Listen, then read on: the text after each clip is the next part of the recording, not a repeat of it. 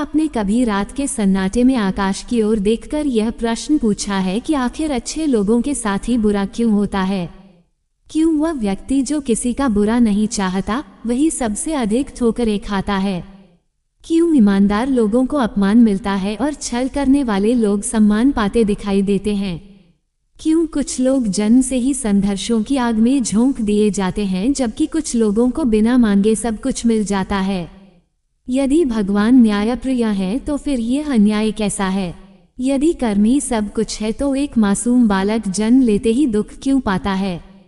और यदि भाग्य ही सब कुछ है तो फिर पुरुषार्थ का क्या अर्थ रह जाता है? मित्रों, ये केवल आपका प्रश्न नहीं है। ये प्रश्न हजारों वर्षों पहले महाभारत के सबसे महान योद्धाओं में से एक ने भी भगवान से पूछा था। वह योद्धा जिसने जीवन भर अपमान सहा, जिसने दान दिया तो इतिहास बन गया, जिसने मित्रता निभाई तो उदाहरण बन गया, जिसने युद्ध किया तो देवताओं तक को चिंता में डाल दिया, लेकिन जिसके हृदय में एक ऐसा घाव था जो कभी नहीं भरा। वह घाव था अन्याय का।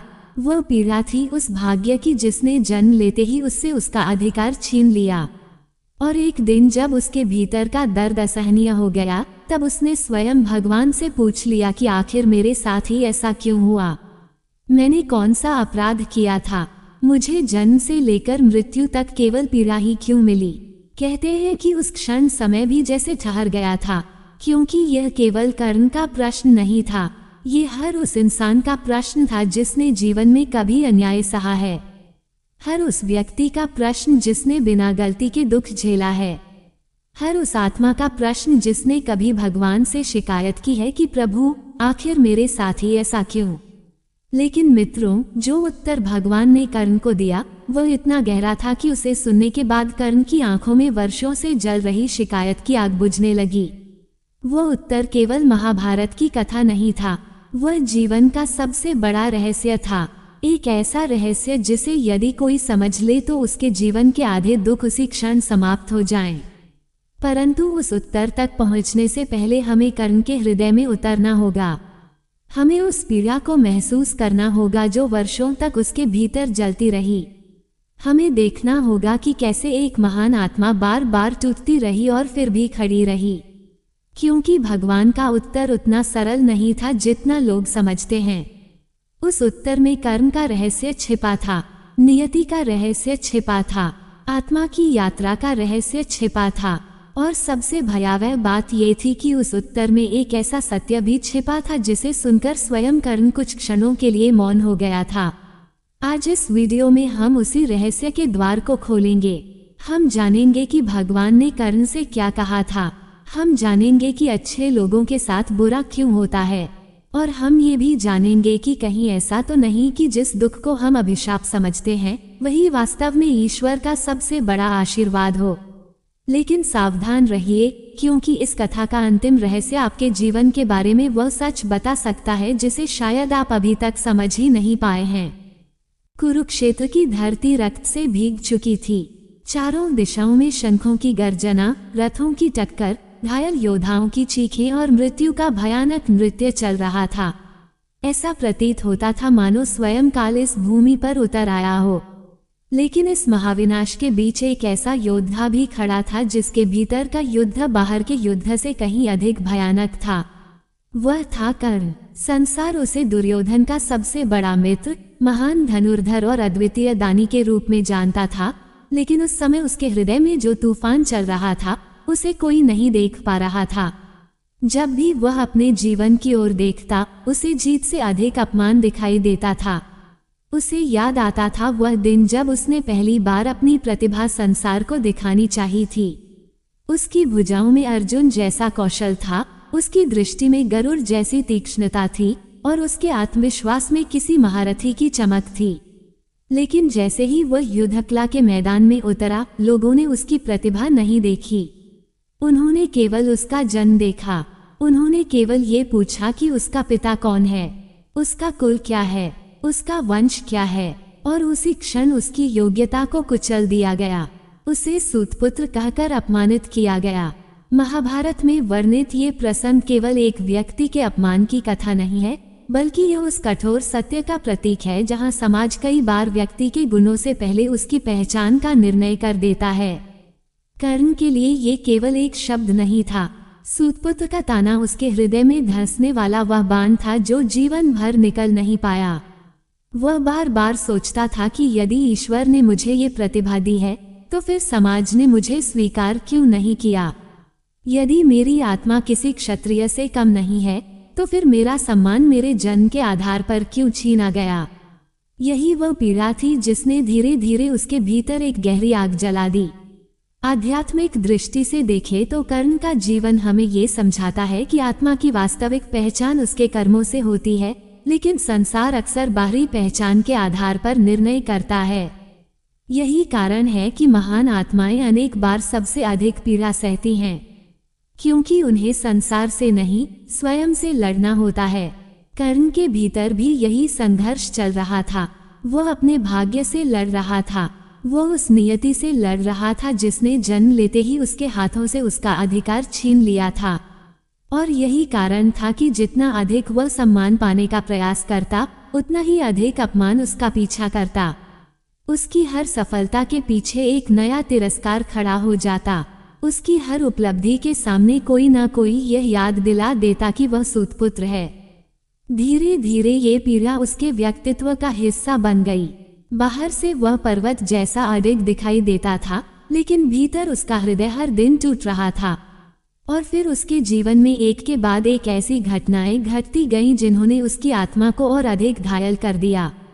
जब वह ज्ञान प्राप्त करने के लिए गुरु परशुराम के पास पहुंचा, तब भी उसे अपना वास्तविक परिचय छिपाना पड़ा, क्योंकि उसे भय था कि यदि संसार को सत्य पता चल गया तो फिर उसे ज्ञान भी नहीं मिलेगा।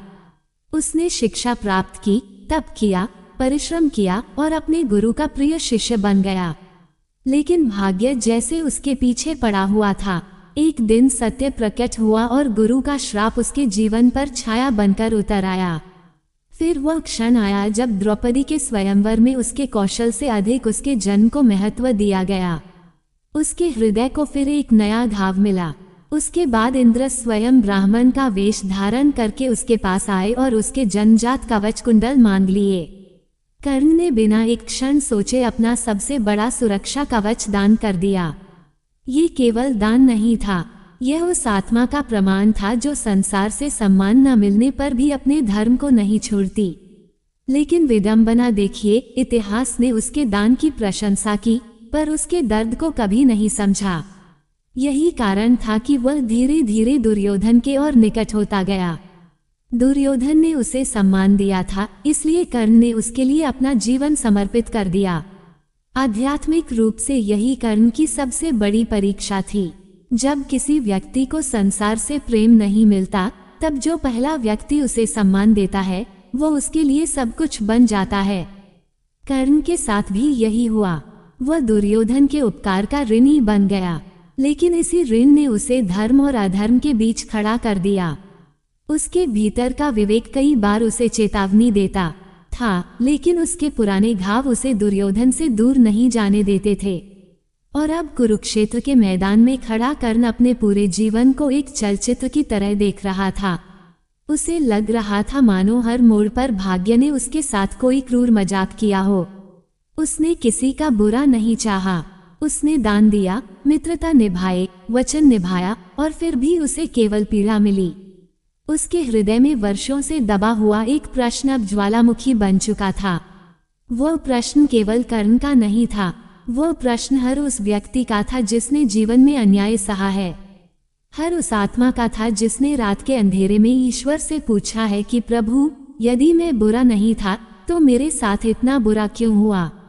और यही वह प्रश्न था जो जल्द ही भगवान कृष्ण के सामने रखा जाने वाला था। लेकिन कर्ण नहीं जानता था कि उसके इस प्रश्न का उत्तर केवल उसके जीवन का नहीं, बल्कि संपूर्ण मानवता के दुखों का रहस्य खोलने वाला था। कुरुक्षेत्र के युद्ध का आरंभ होने में अब बहुत कम समय शेष था।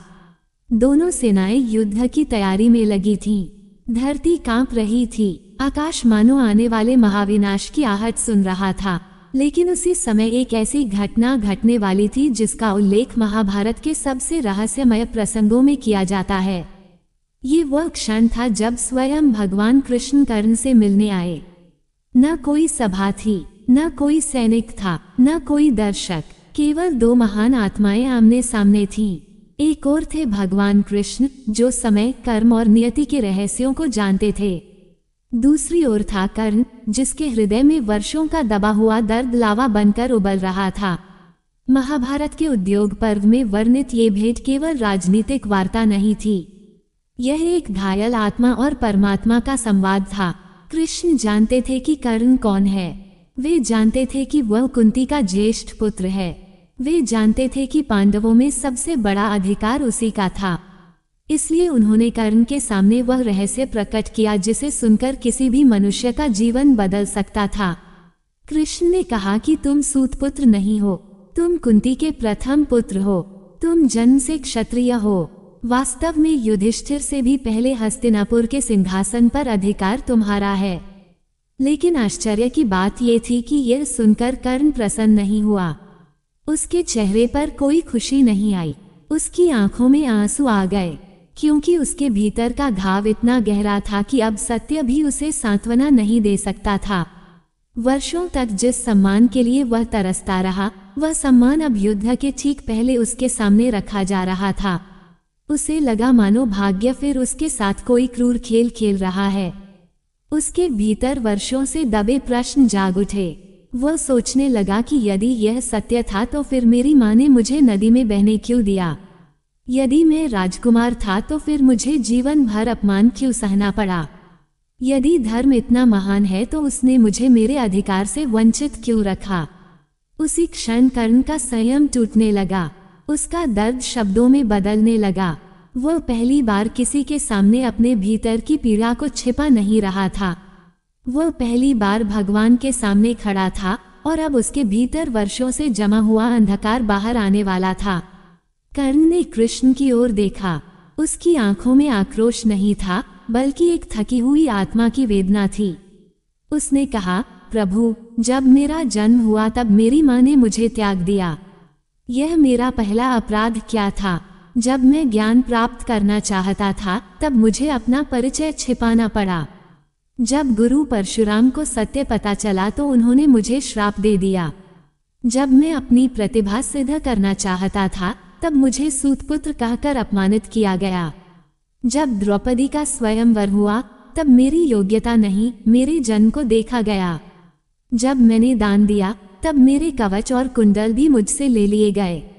जब पूरी दुनिया ने मुझे ठुकराया तब केवल दुर्योधन ने मेरा सम्मान किया, इसलिए मैंने उसका साथ दिया। और अब जब मृत्यु मेरे सामने खड़ी है तब मेरी माँ मुझे अपना पुत्र बताने आई है। आखिर क्यों? इतने वर्षों तक वह कहाँ थी? महाभारत का ये क्षण अत्यंत भावुक है, क्योंकि यहाँ कर्ण केवल घटनाएं नहीं गिना रहा था, वह अपने जीवन की हर पीड़ा का हिसाब ईश्वर के सामने रख रहा था। आध्यात्मिक दृष्टि से देखे तो कर्ण का प्रश्न आज भी करोड़ों लोगों के हृदय में जीवित है। जब जीवन में लगातार दुख आते हैं तब मनुष्य केवल परिस्थितियों से नहीं लड़ता, वो ईश्वर से भी प्रश्न करने लगता है। वह सोचता है कि क्या धर्म केवल भाग्यशाली लोगों के लिए है? क्या सदाचार केवल उन्हीं के लिए है जिन्हें जीवन में सब कुछ आसानी से मिल गया? क्या संघर्ष करने वालों के लिए कोई न्याय नहीं? कर्ण ने भी यही पूछा। उसने कांपती हुई आवाज में कृष्ण से कहा, यदि मैं बुरा नहीं था तो मेरे साथ इतना बुरा क्यों हुआ? क्या धर्म केवल भाग्यशाली लोगों के लिए है? क्या ईश्वर केवल उन्हीं की सुनते हैं जिन्हें जन्म से सब कुछ मिला हो? ये सुनकर वातावरण में एक गहरा मौन छा गया। ऐसा लगा मानो स्वयं समय भी इस प्रश्न का उत्तर सुनने के लिए रुक गया हो, क्योंकि यह केवल कर्ण का प्रश्न नहीं था, ये हर उस व्यक्ति का प्रश्न था जिसने जीवन में कभी अन्याय सहा है। हर उस आत्मा का प्रश्न था जिसने रात के अंधेरे में भगवान से पूछा है कि प्रभु, मेरे साथ ही ऐसा क्यों? और अब सामने स्वयं भगवान कृष्ण खड़े थे, वह भगवान जो केवल शब्दों से नहीं, आत्मा के स्तर पर उत्तर देते हैं। लेकिन आश्चर्य की बात ये थी कि कृष्ण ने तुरंत उत्तर नहीं दिया। वे कुछ क्षण शांत रहे। उनके चेहरे पर करुणा थी, उनकी आंखों में गहराई थी, और उनके मौन में एक ऐसा रहस्य छिपा था जो कर्ण के जीवन की दिशा बदलने वाला था। आने वाले क्षणों में कृष्ण जो कहने वाले थे वह केवल कर्ण के लिए नहीं बल्कि संपूर्ण मानवता के दुखों का सबसे बड़ा उत्तर बनने वाला था। कर्ण का प्रश्न समाप्त हुआ और वातावरण में एक ऐसा मौन छा गया जिसे शब्दों में बांधना कठिन है। वह कुरुक्षेत्र की भूमि थी जहां कुछ ही दिनों बाद लाखों योद्धाओं का रक्त बहने वाला था, लेकिन उस क्षण वहां किसी युद्ध की नहीं, एक घायल आत्मा की पुकार की प्रतिध्वनि सुनाई दे रही थी। कर्ण की आंखें कृष्ण के चेहरे पर टिकी थीं। वो उत्तर चाहता था, वो वर्षों से उस उत्तर की प्रतीक्षा कर रहा था। उसे विश्वास था कि भगवान उसके प्रश्न का तुरंत समाधान देंगे, लेकिन आश्चर्य की बात यह हुई कि कृष्ण मौन रहे। उन्होंने ना कोई तर्क दिया, ना कोई उपदेश दिया, ना कोई सांत्वना दी। वे केवल कर्ण को देखते रहे। महाभारत के इस रहस्यमय क्षण को यदि आध्यात्मिक दृष्टि से देखा जाए तो यह मौन स्वयं एक उत्तर था, क्योंकि जीवन के सबसे गहरे प्रश्नों का उत्तर शब्दों में नहीं मिलता, चेतना में मिलता है। जब मनुष्य दुख में होता है तब वो उत्तर सुनना चाहता है, लेकिन जब आत्मा जागने लगती है तब वो उत्तर को अनुभव करना चाहती है।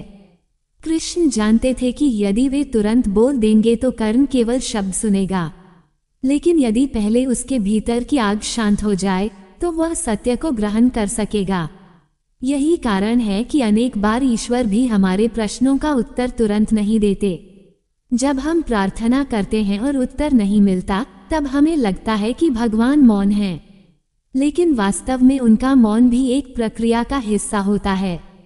वे हमें उस अवस्था तक ले जाना चाहते हैं जहां हम केवल उत्तर न सुने बल्कि उसे समझ भी सकें।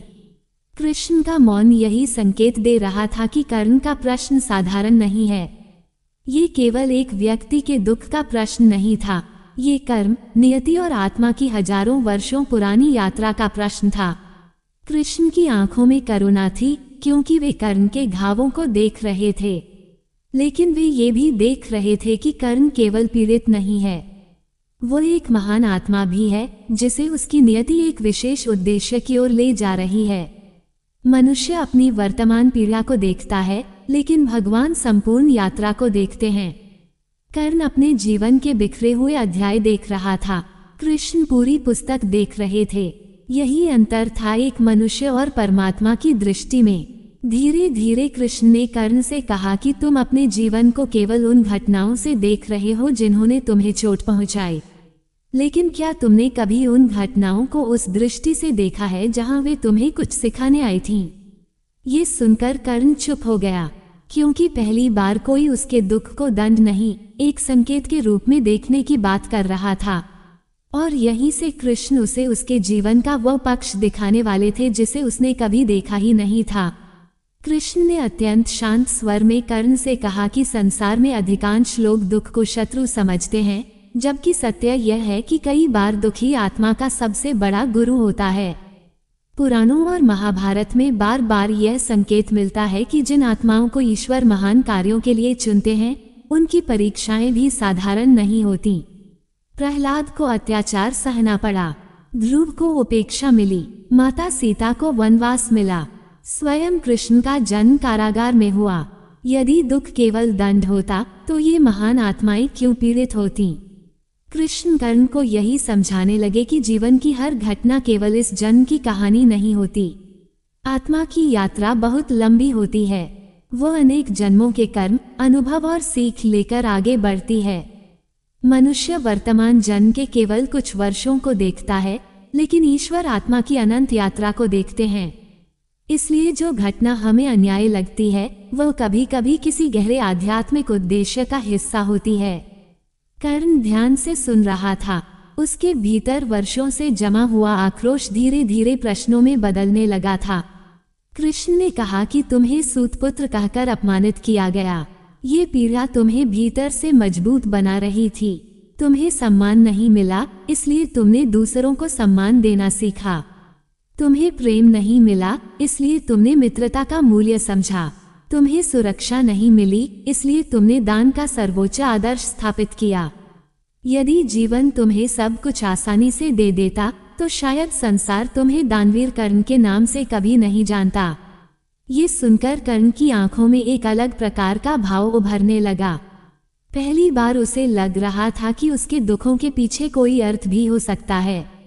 यही वह आध्यात्मिक रहस्य है जिसे अधिकांश लोग समझ नहीं पाते। हम केवल घाव देखते हैं, लेकिन ईश्वर उन घावों से जन्म लेने वाली शक्ति को देखते हैं। हम केवल आंसू देखते हैं, लेकिन ईश्वर उन आंसुओं से शुद्ध होती आत्मा को देखते हैं। कृष्ण कर्ण को बता रहे थे कि महान आत्माओं की पहचान उनके सुखों से नहीं होती, बल्कि उनकी परीक्षाओं से होती है। जितना ऊंचा उद्देश्य होता है, उतनी ही कठिन यात्रा होती है। और शायद इसी कारण कर्ण का जीवन साधारण नहीं था, उसके दुख भी साधारण नहीं थे। लेकिन अभी कृष्ण ने अपना सबसे बड़ा रहस्य प्रकट नहीं किया था। अभी वह सत्य शेष था जो कर्ण के जीवन की हर पीड़ा को एक नए प्रकाश में दिखाने वाला था। वह सत्य इतना गहरा था कि उसे सुनने के बाद कर्ण की आत्मा के भीतर वर्षों से जमा शिकायत की दीवारें टूटने वाली थीं। कृष्ण कुछ क्षणों तक शांत रहे, फिर उन्होंने कर्ण की ओर ऐसी दृष्टि से देखा मानो वे उसके हृदय के प्रत्येक घाव को पढ़ रहे हों। उनके चेहरे पर करुणा थी, लेकिन उस करुणा में दया नहीं, बल्कि सत्य का प्रकाश था। उन्होंने धीरे से कहा, कर्ण, तुम अपने दुखों को देखकर यह मान बैठे हो कि जीवन ने तुम्हारे साथ अन्याय किया है, लेकिन क्या तुमने कभी मेरे जीवन को देखा है? ये सुनकर कर्ण आश्चर्य में पड़ गया।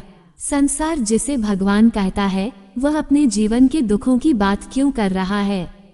कृष्ण ने आगे कहा, मेरा जन्म किसी राजमहल में नहीं हुआ था। जब मैं इस संसार में आया, तब मेरे चारों ओर उत्सव नहीं, कारागार की दीवारें थीं। मेरी माँ देवकी और पिता वसुदेव लोहे की जंजीरों में बंधे हुए थे। जन्म लेते ही मुझे अपने माता पिता से दूर कर दिया गया। जिस गोद में मुझे पलना चाहिए था, उससे मुझे वंचित होना पड़ा। बचपन से ही मृत्यु मेरा पीछा कर रही थी। कभी पूतना विष लेकर आई, कभी तृणावर्त मुझे आकाश में ले गया, कभी कंस ने असुरों की सेना भेजी। हर दिन मेरे जीवन को समाप्त करने का प्रयास किया गया, और जब मैं बड़ा हुआ, तब भी संघर्ष समाप्त नहीं हुए। जिन लोगों की रक्षा के लिए मैंने जीवन समर्पित किया, उन्हीं लोगों ने कई बार मेरा विरोध किया। मेरे निर्णयों पर प्रश्न उठाए गए, मेरे इरादों पर संदेह किया गया। यदि दुख केवल बुरे लोगों को मिलता, तो क्या मेरा जीवन ऐसा होता? यदि संघर्ष केवल अपराधियों का भाग्य होता, तो क्या धर्म की स्थापना करने के लिए मुझे इतने कष्ट सहने पड़ते? कृष्ण के शब्द सुनकर कर्ण मौन हो गया, क्योंकि पहली बार वह अपने दुखों को किसी और के दुखों के प्रकाश में देख रहा था। कृष्ण ने कहा, कर्ण, मनुष्य की सबसे बड़ी भूल यह है कि वो दुख को अपराध का प्रमाण समझ लेता है। जब उसके जीवन में कठिनाइयां आती हैं, तो वह सोचता है कि शायद ईश्वर उससे नाराज हैं। लेकिन सत्य इससे बिल्कुल अलग है। दुख ये प्रमाण नहीं कि तुम बुरे हो। कई बार दुख ये प्रमाण होता है कि जीवन तुम्हें किसी बड़े उद्देश्य के लिए तैयार कर रहा है। जैसे अग्नि सोने को शुद्ध करती है, वैसे ही कठिनाइयां आत्मा को परिपक्व बनाती हैं। यही कारण है कि इतिहास की अधिकांश महान आत्माओं ने सुख नहीं, संघर्ष का मार्ग पार किया है। महाभारत, रामायण और पुराणों में बार बार यही संदेश दिखाई देता है कि ईश्वर अपने प्रिय लोगों को कठिन रास्तों से इसलिए नहीं ले जाते क्योंकि वे उनसे प्रेम नहीं करते, बल्कि इसलिए क्योंकि वे उन्हें एक विशेष ऊंचाई तक पहुंचाना चाहते हैं। कृष्ण ने कर्ण को समझाया कि जीवन को केवल एक जन्म की सीमाओं में देखकर न्याय को समझना असंभव है। आत्मा की यात्रा बहुत विशाल है, वह अनेक जन्मों से गुजरती हुई आगे बढ़ती है। मनुष्य केवल वर्तमान घटना देखता है, लेकिन ईश्वर संपूर्ण यात्रा देखते हैं। इसलिए कर्मों का परिणाम हमेशा तुरंत दिखाई नहीं देता। कुछ बीज वर्षों बाद फल देते हैं, कुछ कर्म जन्मों बाद अपना प्रभाव दिखाते हैं। यही कारण है कि जो हमें अन्याय दिखाई देता है, वह कई बार हमारी सीमित दृष्टि का परिणाम होता है। ईश्वर की दृष्टि में संपूर्ण चित्र स्पष्ट होता है। कर्ण अत्यंत ध्यान से सुन रहा था। उसके भीतर वर्षों से जमा हुआ विद्रोह धीरे धीरे शांत होने लगा था। लेकिन कृष्ण अभी अपने उत्तर के सबसे गहरे भाग तक नहीं पहुंचे थे। उन्होंने कहा, कर्ण, तुम्हारे जीवन में जो कुछ हुआ, वह तुम्हारे चरित्र को गढ़ रहा था। तुम्हें सम्मान नहीं मिला, इसलिए तुमने सम्मान का मूल्य सीखा। तुम्हें सुरक्षा नहीं मिली, इसलिए तुमने त्याग का महत्व समझा। तुम्हें प्रेम नहीं मिला, इसलिए तुमने मित्रता को जीवन से भी अधिक मूल्यवान माना। तुम्हारे हर घाव ने तुम्हारे भीतर एक नई शक्ति पैदा की। लेकिन अब समय आ गया है कि तुम अपने जीवन की सबसे बड़ी भूल को भी देखो।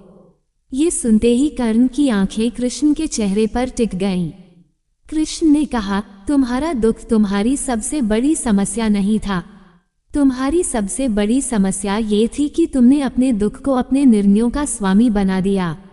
जब संसार ने तुम्हारा अपमान किया, तब तुम्हारे भीतर सम्मान की भूख पैदा हुई। और जब दुर्योधन ने तुम्हें सम्मान दिया, तब तुमने अपने विवेक से अधिक अपने घावों की आवाज सुन ली। तुम जानते थे कि धर्म किस पक्ष में है। तुम्हारा हृदय जानता था कि सत्य कहाँ है, लेकिन तुम्हारे पुराने घाव तुम्हें उस दिशा में जाने नहीं दे रहे थे। यही वह स्थान है जहाँ महान आत्माएं भी गलती कर बैठती हैं। वे अपने दुखों से ऊपर उठने के बजाय अपने दुखों के अनुसार निर्णय लेने लगती हैं। कृष्ण ने कहा, ईश्वर कभी अन्याय नहीं करते, लेकिन वे मनुष्य को स्वतंत्रता अवश्य देते हैं। परिस्थितियां तुम्हारे सामने रखी जाती हैं, पर निर्णय तुम्हें लेना होता है। तुम्हारे जीवन का दुख तुम्हारी परीक्षा था, लेकिन दुर्योधन का साथ देना तुम्हारा निर्णय था। यही कर्म का सबसे गहरा रहस्य है। परिस्थितियां भाग्य बनाती हैं, लेकिन निर्णय चरित्र बनाते हैं। कर्ण के चेहरे पर एक गहरी पीड़ा उभर आई, क्योंकि पहली बार कोई उसके घावों को सहला नहीं रहा था, बल्कि उसे उसके भीतर छिपा सत्य दिखा रहा था। उसे महसूस होने लगा कि जीवन भर वो केवल ये पूछता रहा कि मेरे साथ ऐसा क्यों हुआ, लेकिन उसने कभी यह नहीं पूछा कि मैंने अपने दुखों के कारण कौन कौन से निर्णय लिए। कृष्ण का उत्तर अब उसके हृदय की सबसे गहरी परतों को छू चुका था, लेकिन अभी भी एक अंतिम सत्य शेष था। एक ऐसा सत्य जो कर्ण को उसके जीवन का वास्तविक दर्पण दिखाने वाला था। और जब वह सत्य उसके सामने आएगा, तब उसे समझ आएगा कि ईश्वर का न्याय मनुष्य की कल्पना से कहीं अधिक गहरा, सूक्ष्म और निष्पक्ष होता है। कृष्ण के शब्द कर्ण के हृदय में उतर चुके थे। वर्षों से जो व्यक्ति स्वयं को केवल परिस्थितियों का शिकार मानता आया था, वह अब पहली बार अपने जीवन को एक अलग दृष्टि से देखने लगा था। उसके सामने उसके जीवन की घटनाएं एक एक करके उभर रही थीं। वह देख रहा था कि कैसे हर अपमान ने उसके भीतर एक घाव बनाया और कैसे उन घावों ने उसके निर्णयों को प्रभावित किया। कृष्ण ने शांत स्वर में कहा, कर्ण, इस संसार में केवल अच्छा होना पर्याप्त नहीं है। यदि केवल अच्छे गुण ही किसी मनुष्य को महान बना देते, तो फिर अनेक सद्गुणी लोग जीवन में पतन का शिकार क्यों होते। महानता केवल चरित्र में नहीं, बल्कि निर्णयों में भी होती है। तुम्हारा हृदय उदार था, तुम्हारा साहस अद्भुत था, तुम्हारी दानशीलता का कोई दूसरा उदाहरण नहीं था। लेकिन जीवन का न्याय केवल गुणों से नहीं होता, उन गुणों का उपयोग किस दिशा में किया गया उससे भी होता है। ये सुनकर कर्ण का सिर झुकने लगा। कृष्ण आगे बोले, जब पूरी दुनिया ने तुम्हारा अपमान किया, तब दुर्योधन ने तुम्हें सम्मान दिया। उसने तुम्हें अंगदेश का राजा बनाया। उसने तुम्हें वह प्रतिष्ठा दी जिसकी तुम्हें वर्षों से तलाश थी, इसलिए तुम्हारा उसके प्रति कृतज्ञ होना स्वाभाविक था। लेकिन यहीं से तुम्हारे जीवन की सबसे कठिन परीक्षा शुरू हुई, क्योंकि कृतज्ञता एक महान गुण है, परंतु जब वही कृतज्ञता विवेक को बांध दे, तब वह बंधन बन जाती है।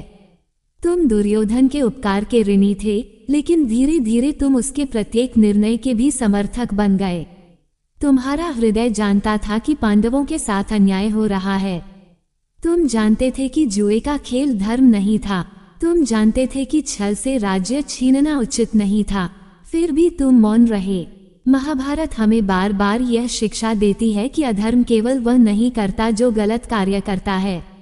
अधर्म में वह भी सहभागी बन जाता है जो सत्य जानते हुए भी मौन रहता है। यही कारण था कि कर्ण का संघर्ष केवल पांडवों से नहीं था। उसका सबसे बड़ा संघर्ष उसके अपने अंतःकरण से था। बाहर वह दुर्योधन का मित्र था, लेकिन भीतर उसका विवेक कई बार उसे रोकता था। यही वह द्वंद्व था जिसने उसकी आत्मा को भीतर से थका दिया। आध्यात्मिक दृष्टि से देखे तो कर्ण का जीवन हमें एक गहरा संदेश देता है।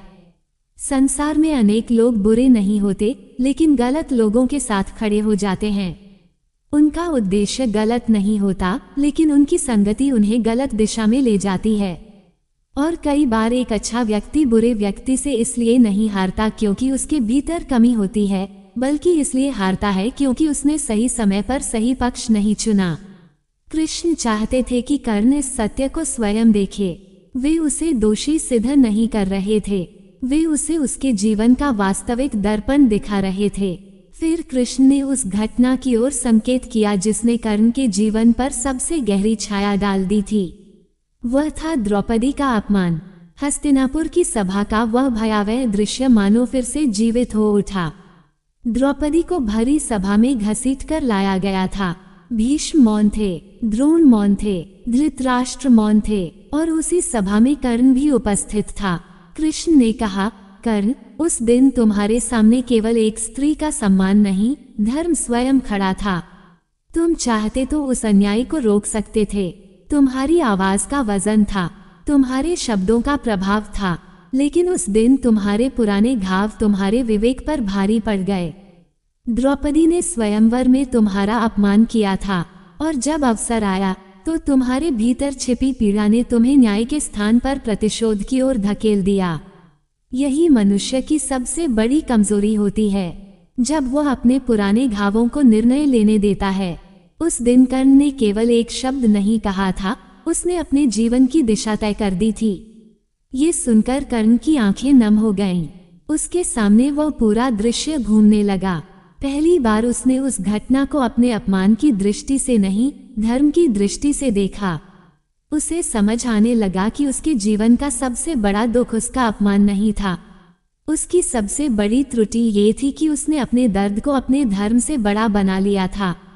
कृष्ण ने कहा, कर्ण, तुम्हारे भीतर महानता की कोई कमी नहीं थी, लेकिन महानता केवल त्याग और दान में नहीं होती। महानता उस क्षण में भी होती है जब मनुष्य अपने व्यक्तिगत दुख से ऊपर उठकर सत्य का साथ देता है।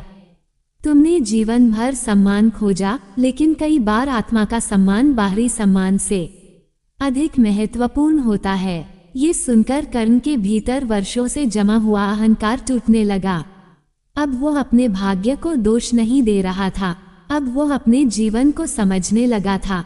उसकी आंखों से आंसू बहने लगे, क्योंकि उसे महसूस हो रहा था कि उसके साथ अन्याय अवश्य हुआ था, लेकिन उसने भी कुछ ऐसे निर्णय लिए थे जिन्होंने उसके दुख को और गहरा कर दिया। यही वह क्षण था जब कर्ण अपने जीवन की सबसे बड़ी सच्चाई को स्वीकार करने लगा। और जब कोई मनुष्य अपनी त्रुटियों को स्वीकार कर लेता है, तभी उसके भीतर वास्तविक परिवर्तन का जन्म होता है। कृष्ण जानते थे कि कर्ण अब उस अवस्था में पहुंच चुका है जहां वह अंतिम ज्ञान को ग्रहण कर सकता है, क्योंकि शिकायत करने वाला कर्ण अब धीरे धीरे समझने वाला कर्ण बन रहा था, और यही समझ उसे उस शांति की ओर ले जाने वाली थी जिसकी तलाश वह जीवन भर करता रहा। कृष्ण के शब्द समाप्त हुए तो कुछ क्षणों तक कर्ण कुछ बोल ही नहीं पाया। ऐसा लग रहा था मानो उसके भीतर वर्षों से जमा हुआ अंधकार धीरे धीरे हट रहा हो और उसकी जगह कोई नया प्रकाश जन्म ले रहा हो। वो वही कर्ण था जिसने अभी कुछ समय पहले भगवान से शिकायत की थी। वही कर्ण जिसने अपने जीवन को केवल अन्याय, अपमान और पीड़ा की दृष्टि से देखा था, लेकिन अब उसकी आंखों में एक अलग ही भाव था। पहली बार उसे अपने जीवन की घटनाएं बिखरी हुई नहीं, बल्कि एक सूत्र में बंधी हुई दिखाई देने लगी। उसे समझ आने लगा कि उसका जीवन केवल दुखों की कहानी नहीं था, वह आत्मा की यात्रा थी, वह परीक्षा थी, वह निर्माण की प्रक्रिया थी। कृष्ण ने उसकी ओर देखते हुए कहा, कर्ण, भाग्य और कर्म का रहस्य वही समझ सकता है जो अपने दुख से ऊपर उठकर उसे देख सके। मनुष्य अक्सर सोचता है कि भाग्य उसके जीवन का मालिक है, लेकिन सत्य यह है कि भाग्य केवल परिस्थितियां देता है, जबकि कर्म उन परिस्थितियों के भीतर हमारे निर्णयों को आकार देते हैं। तुम्हें अपमान मिला, ये भाग्य था, लेकिन उस अपमान का उत्तर तुमने किस प्रकार दिया, ये तुम्हारा कर्म था। तुम्हें अस्वीकार किया गया, ये परिस्थिति थी, लेकिन उस अस्वीकार को तुमने शक्ति बनाया या क्रोध, ये तुम्हारा चुनाव था। यही कारण है कि दो मनुष्य एक जैसी पीड़ा से गुजरते हैं, फिर भी उनकी मंजिल अलग होती है। एक व्यक्ति टूट जाता है, दूसरा निखर जाता है। एक व्यक्ति प्रतिशोध चुनता है, दूसरा करुणा चुनता है। कृष्ण ने कहा कि संसार में अच्छे लोगों के दुख का वास्तविक कारण यह नहीं कि ईश्वर उनसे प्रेम नहीं करते, बल्कि कई बार इसलिए कि उनकी आत्मा को अभी और परिपक्व होना होता है। जैसे कुम्हार मिट्टी को थपथपाकर घड़ा बनाता है, जैसे मूर्तिकार पत्थर को काटकर प्रतिमा बनाता है, वैसे ही ईश्वर आत्मा को कठिनाइयों के माध्यम से गढ़ते हैं। जो आत्मा जितनी बड़ी होती है, उसकी परीक्षा भी उतनी ही गहरी होती है। यही कारण है कि इतिहास में महान लोगों का जीवन कभी आसान नहीं रहा। राम को वनवास मिला, सीता को कष्ट मिला, पांडवों को अन्याय सहना पड़ा और स्वयं कृष्ण को भी संघर्षों से गुजरना पड़ा। कर्ण अब समझने लगा था कि उसका दुख उसके विरुद्ध नहीं था, वो उसके निर्माण का एक हिस्सा था। उसके चेहरे पर पहली बार शिकायत की जगह शांति दिखाई देने लगी। उसके भीतर जो प्रश्न वर्षों से जल रहा था, उसका उत्तर उसे मिलने लगा था। उसे समझ आने लगा कि जीवन का उद्देश्य केवल सुख प्राप्त करना नहीं है। जीवन का उद्देश्य आत्मा को उस रूप तक पहुंचाना है जहां वह सत्य को पहचान सके। और यही वह क्षण था जब कर्ण के भीतर का विद्रोह समाप्त होने लगा। उसकी आंखों से आंसू बह रहे थे, लेकिन वे पीड़ा के आंसू नहीं थे, वे समझ के आंसू थे। वे उस आत्मा के आंसू थे जिसने पहली बार अपने जीवन को ईश्वर की दृष्टि से देखना शुरू किया था। धीरे धीरे सूर्य अस्ताचल की ओर बढ़ रहा था। वातावरण में एक अद्भुत शांति थी। कर्ण का चेहरा अब पहले जैसा नहीं था। उसके भीतर का तूफान शांत हो चुका था। वह जानता था कि आने वाले दिनों में उसका भाग्य क्या होने वाला है। वह जानता था कि कुरुक्षेत्र का युद्ध उसे मृत्यु के द्वार तक ले जाएगा। लेकिन आश्चर्य की बात यह थी कि अब उसे मृत्यु का भय नहीं था, क्योंकि जिसने जीवन का अर्थ समझ लिया हो, उसके लिए मृत्यु केवल एक द्वार बन जाती है, अंत नहीं।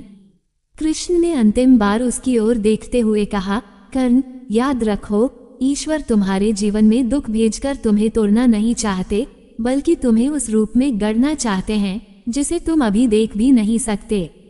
कई बार जिस घटना को तुम अभिशाप समझते हो, वही भविष्य में तुम्हारा सबसे बड़ा आशीर्वाद बन जाती है। कई बार जिस दरवाजे के बंद होने पर तुम रोते हो, वही तुम्हें उस मार्ग पर ले जाता है जहां तुम्हारी आत्मा का वास्तविक विकास होता है। कर्ण ने सिर झुका लिया।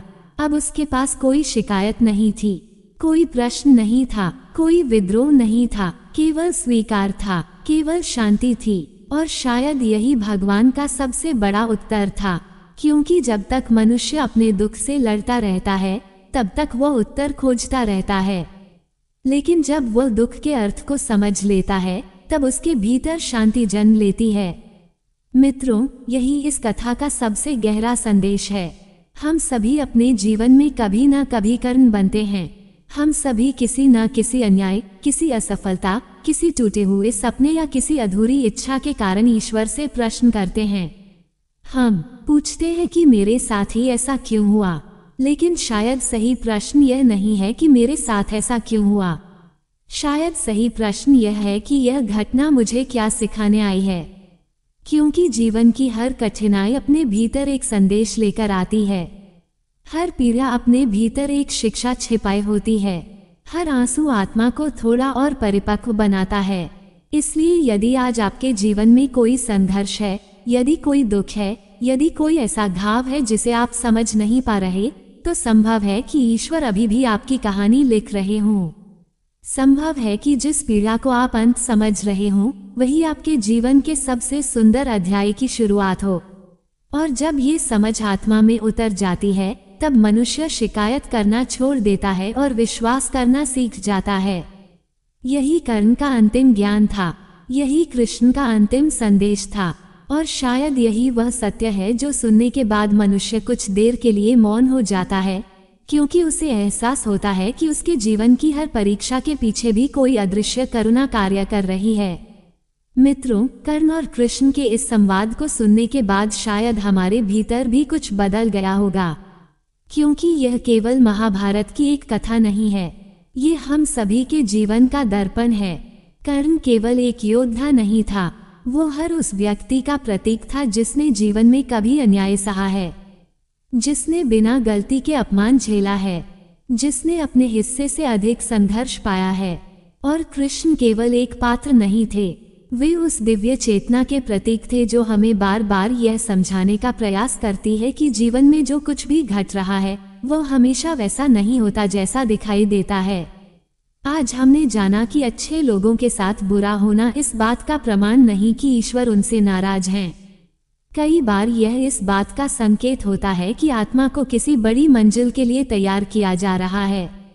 हमने सीखा कि केवल अच्छा होना पर्याप्त नहीं है, सही पक्ष चुनना भी उतना ही आवश्यक है। हमने समझा कि भाग्य परिस्थितियां देता है, लेकिन कर्म उन परिस्थितियों के भीतर हमारा भविष्य बनाते हैं। और सबसे महत्वपूर्ण बात, हमने जाना कि जीवन की सबसे बड़ी भूल दुख पाना नहीं है, बल्कि दुख को अपने विवेक पर हावी होने देना है। इसलिए अगली बार जब जीवन में कोई कठिनाई आए तो केवल यह मत पूछिए कि मेरे साथ ही ऐसा क्यों हुआ। एक बार यह भी पूछिए कि यह अनुभव मुझे क्या सिखाने आया है। हो सकता है उसी प्रश्न में आपके जीवन का सबसे बड़ा उत्तर छिपा हो। अब मैं आपसे जानना चाहता हूँ, यदि आप कर्ण की जगह होते तो क्या आप दुर्योधन का साथ छोड़कर धर्म का मार्ग चुनते या फिर मित्रता का ऋण निभाते? अपनी राय कमेंट में अवश्य लिखिए। और यदि आपको लगता है कि आज की यह कथा आपके हृदय को छू गई, आपके सोचने का तरीका बदल गई, तो इस वीडियो को लाइक कीजिए, अपने प्रियजनों के साथ साझा कीजिए और हमारे चैनल आध्यात्मिक ज्ञान मंथन को सब्सक्राइब अवश्य कीजिए, क्योंकि यहाँ हम केवल कथाएं नहीं सुनाते बल्कि उन सत्यों की खोज करते हैं जो जीवन को भीतर से बदल देते हैं। तब तक याद रखिए, कर्म करते रहिए, धर्म पर चलते रहिए और ईश्वर पर विश्वास बनाए रखिए। शायद आपकी वर्तमान परीक्षा ही आपके भविष्य की सबसे बड़ी कृपा हो।